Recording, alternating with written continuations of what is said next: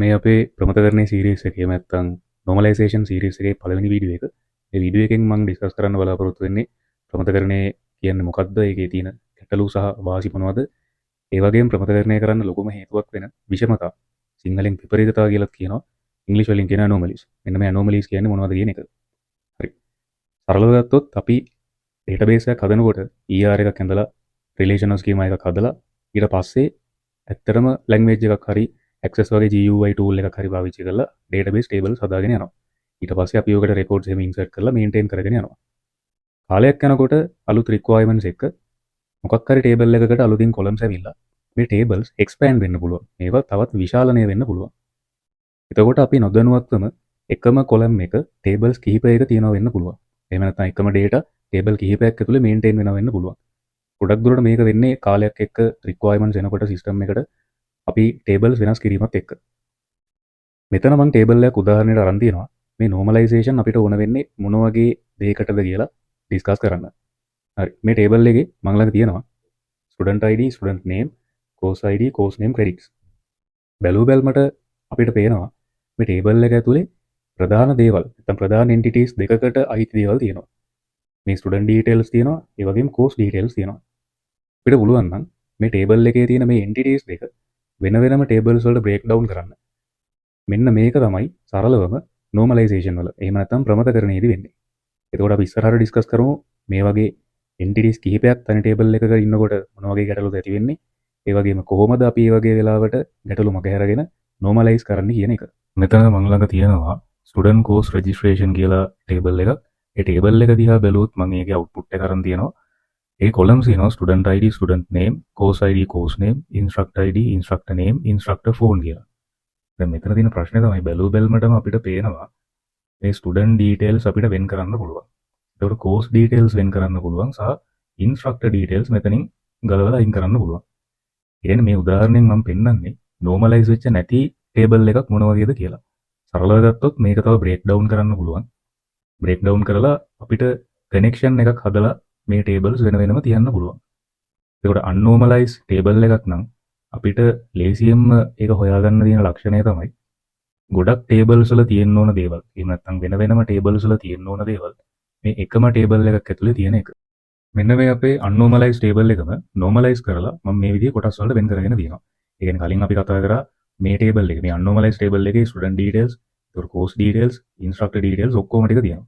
මේක normalize කරාට පස්සේ අදාළ process එකේ ගිහලා normalize කරාට පස්සේ මම course details වෙනම, instructor details වෙනම සහ student details වෙනම tables වලට අරගෙන තියෙනවා. දැන් මේ queries run කරොත් එහෙම මට පුළුවන් වෙන වෙනම මේ table වල content එක බලා ගන්න. ඒ වගේම enrollments කියලා මම අලුත් table එකක් හදලා තියෙනවා.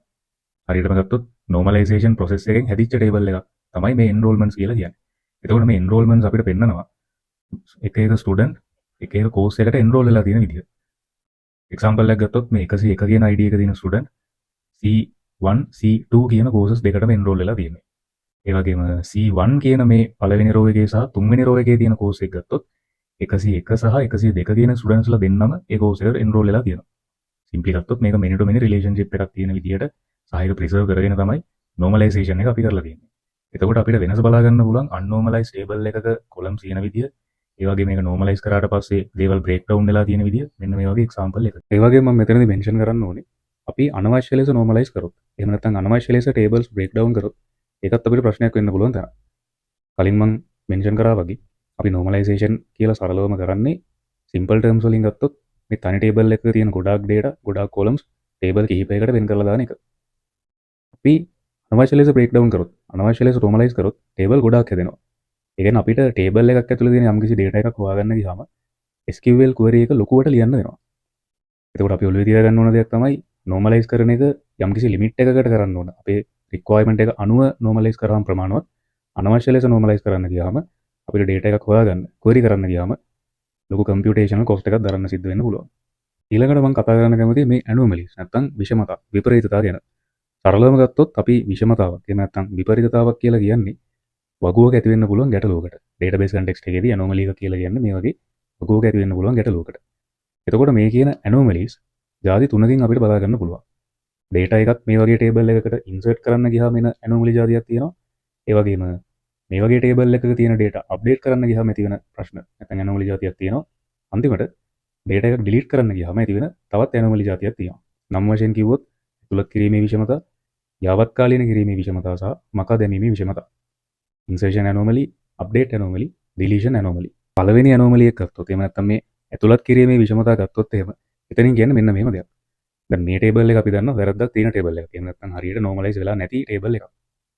හිතන්න මේ ටේබල් එක තියෙන සිස්ටම් එකට අපිට අලුත් ස්ටුඩන්ට් කෙනෙක්ව ඉන්සර්ට් කරන්න ඕනේ. අපි හිතමු මේ ස්ටුඩන්ට් තාමත් කෝස් එකකට එන්රෝල් වෙලා නැහැ. තාමත් එයා රෙජිස්ටර් වෙලා නැහැ. එතකොට ස්ටුඩන්ට් ඩීටේල්ස් අපි ඉන්සර්ට් කරන්න යනකොට මේ වගේ ස්ටුඩන්ට් ඩීටේල්ස් දාන්න පුළුවන් අලුත් ළමයෙක් ආපු නිසා. එයා තාම කෝස් එකකට රෙජිස්ටර් වෙලා නැති නිසා අපිට මේ ෆීල්ඩ්ස් වලට දාන්න දෙයක් නැහැ. ඒ නිසා null විදියට තමයි අපිට වැලියුස් තියන්න වෙන්නේ. SQL insert query එකකින් අපි මේක කරන්න ගියොත් අපිට error එකක් එනවා. හොඳට බලන්න මේ course ID කියන්නේ primary key part එකක්. එහෙම නැත්නම් ප්‍රාථමික යතුරු කොටසක්. අපිට ප්‍රාථමික යතුරු කොටසක් null විදියට තියන්න බෑ. අපි දන්න දෙයක් තමයි ප්‍රාථමික යතුරක් වුණාම එහෙම නැත්නම් ප්‍රාථමික යතුරු කොටසක් වුණාම ඒක unique වෙන්න ඕනේ. ඒ වගේම null වෙන්න බෑ. දැන් මේ වගේ ගැටලු ඇති වෙන්නේ නැහැ මේ tables දෙක.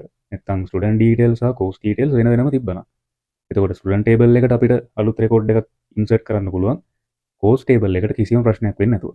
අපි ඩෙමෝ එකකින් බලමු මේක කොයි විදිහටද වැඩ කරන්නේ කියලා. සරලව හිතන්න සිනාරියෝ එකක් මෙන්න මේ වගේ. අපිට අලුත් ඩිපාර්ට්මන්ට් එකක් මෙතෙන්ට දාන්න ඕනේ. සරලව අපි හිතමු අපි අලුතින් දාන්න යන ඩිපාර්ට්මන්ට් එකේ එම්ප්ලොයිස්ලා දැනට කවුරුත් නැහැ. ඉදිරියට තමයි මේකට එම්ප්ලොයිස්ලා ඉන්නේ. එහෙනම් අපි හිතමු මෙන්න මෙතන තියෙනවා මල්ලගේ ඉන්සර්ෂන් ක්වෙරි එකක්. මෙතනදී මම දාලා තියෙනවා ඩිපාර්ට්මන්ට් ID එක 40, ඩිපාර්ට්මන්ට් නේම් එක මාකටිං, ඒ වගේම ඩිපාර්ට්මන්ට් ලොකේෂන් එක කොළඹ 4. ඒ වගේම ඉස්සරහා null values දෙකක් තියෙනවා. මේකේ තේරුම මේකයි. මම කියවනේ මෙහෙම මේ සිනාරියෝ එකේදී අලුත් ඩිපාර්ට්මන්ට් එකේ එම්ප්ලොයිස්ලා කවුරුත් නැහැ. ඒ කියන්නේ අපිට එම්ප්ලොයි ID එකකුයි එම්ප්ලොයි නේම් එකකුයි නැහැ. ඒවා null විදිහට තියන්න වෙනවා. දැන් අපි මේ query එක run කරලා බලන්නයි යන්නේ. එතකොට අපිට error එකක් එනවා. column employee ID cannot be null. එතකොට අපි කලින් කතා කරා අපිට ඕන උනේ අලුත් ඩිපාර්ට්මන්ට් එකක් දාන්න එම්ප්ලොයිස්ලා නැති. හැබැයි ඩිපාර්ට්මන්ට් ඩීටේල්ස් විතරක් අපිට මේ ටේබල් එකට දාන්න බෑ. එම්ප්ලොයි ID එක සහ එම්ප්ලොයි නේම් එක null විදියට හරි තියන්න වෙනවා. SQL වල අපිට ස්පෙસિෆික් කොලම් වලට විතරක් දාන්න බෑ. null elements එක හරි දාන්න තමයි වෙන්නේ. දැන් මෙන්න මෙතනදී මම try කරේ මේ null values එක අලුත් රෙකෝඩ් එකක් දාන්න. SQL මට ඒකට ඉඩ දෙන්නේ නැහැ. මොකද අපි මේ primary key එකක් තමයි null තියන්න ගියේ. එතකොට key constraint එක මම උල්ලංඝනය කරන්න ගියා කියලා තමයි මට error එක ආවේ. simply හිතන්නකො අපි දන්නවා primary key එකක් null වෙන්න බෑ. එතකොට මේ වගේ අවස්ථාවලදී මට ප්‍රශ්නයක් ඇති වෙන්න පුළුවන්. මේක තමයි insertion anomaly. සරලව ගත්තොත් department details වෙනම table එකක තිබ්බනම් අපිට ඒ table එකට මෙන්න මේ details දාලා අලුත් record එකක් දාන්න පුළුවන් කිසි ප්‍රශ්නයක් නැහැ. එතකොට මේ වගේ insertion anomaly මේ ගැටලු ඇති වෙන්නේ ප්‍රමතකරණය නොවූ tables වල වගු වල. ඊළඟට අපි බලමු update anomaly. update anomaly එකකදී සරලවම වෙන්නේ දේවල් රිපීට් වෙලා තියෙනකොට. එතකොට මේ C1 Python කියන data එක තුන් පාරක් මෙතන රිපීට් වෙලා තියෙනවා. නැවත නැවත එදිලා තියෙනවා. එතකොට මේ වගේ table එකකදී මේක නැවත නැවත එදින තියෙන හේතුව තමයි Python කියන course එක ළමයි 3 දෙනෙක් කරනවා. හරි. ප්‍රශ්නේ තියෙන්නේ මෙහෙම රිපීට් වෙලා තියෙන අවස්ථාවකදී අපි මේකට අදාළ දෙයක් අප්ඩේට් කරන්න ගියොත්. දැන් එතකොට අපි ගත්තොත් initially C1 Python එකේ credits ගාන 3. එතකොට මේ රිපීට් වෙලා තියෙන හැමතැනම ක්‍රෙඩිට්ස් ගාන 3ම තමයි. අපිට ඕනේ මේකේ ක්‍රෙඩිට්ස් ගාන 4 විදිහට වෙනස් කරන්න. එතකොට මේක අපි අප්ඩේට් කරනවා 4, මේකත් අප්ඩේට් කරනවා 4. අපිට මෙන්න මේක මිස් වුණොත් අප්ඩේට් කරන අවස්ථාවකදී මෙහා රිපීට් වෙලා තියෙන නිසා දැන් කිහිපයක්ම අපිට අප්ඩේට් කරන්න වෙනවා. මොකක් හරි තැනක් අපිට අප්ඩේට් කරන්න බැරි වෙලා මිස් වුණොත් අන්න එතකොට ඉන්කන්සිස්ටන්සි එකක් ඇති වෙනවා. දත්ත අසංගතතාවයක් ඇති වෙනවා. එතකොට මේකටත් හේතුව මේක රිපීට් වෙලා තියෙන එක. මේක රිපීට් වෙන්න තියෙන හේතුව මේ කෝස් එක ළමයි 3 දෙනෙක් කරන එක. එතකොට ළමයි 3 දෙනෙක් මේ කෝස් එක කරා කියලා මේ සම්පූර්ණ data සියල්ලම රිපීට් වෙන්න අවශ්‍ය නැහැ. මේක අපි වෙන වෙනම tables වලට වෙන් කරලා තිබ්බනම් මේ Python 3 කියන values ටික එක මේක අවස්ථාවකදී විතරයි අපිට අප්ඩේට් කරන්න අවශ්‍ය වෙන්නේ. අපි ඩෙමෝ එකකින් බලමු මේක වැඩ කරන්නේ කොහොමද කියලා. උදාහරණයක් අපිට ඕනේ චාමර වීරසිංහ කියන employee ගේ department එකේ department location එක කොළඹ 5 විදියට වෙනස් කරන්න. එතකොට අපි අප්ඩේට් query එකක් පාවිච්චි කරොත් මෙහෙම update employee department set department location Colombo 5 bear employee ID 3. එතකොට employee ID 3 කියන්නේ අපේ චාමර වීරසිංහ. එයාගේ department එකේ location එක තමයි කොළඹ 5 විදියට වෙනස් කරන්න යන්නේ.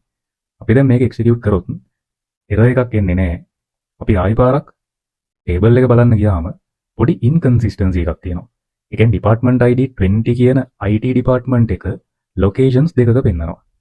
එතකොට ප්‍රශ්න වෙලා තියෙන්නේ මේ අන්නෝමලයිස් ටේබල් එකේ ඩිපාර්ට්මන්ට් එකක් එහෙම නැත්නම් IT ඩිපාර්ට්මන්ට් එක රිපීට් වෙලා තියෙනවා.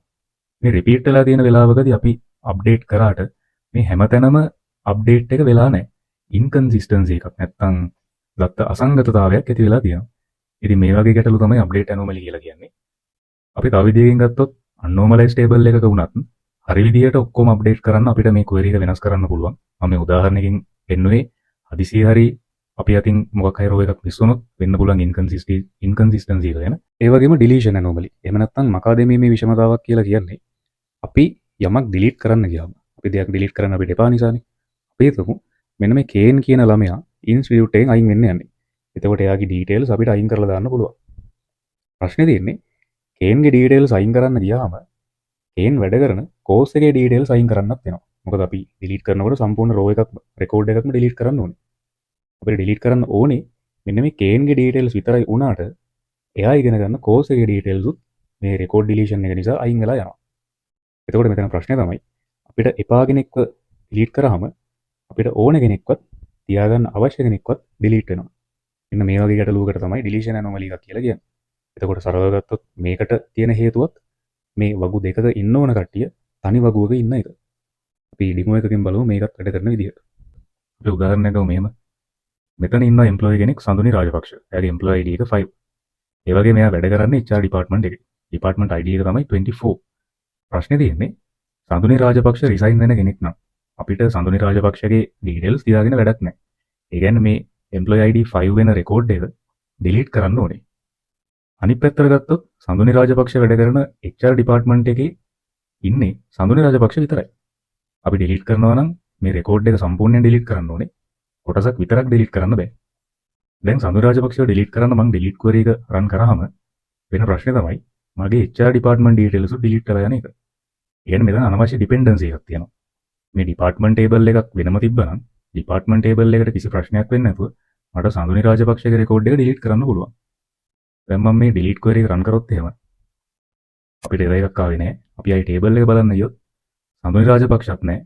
සඳුනි රාජපක්ෂ වැඩ කරපු HR ඩිපාර්ට්මන්ට් එකක් නැහැ.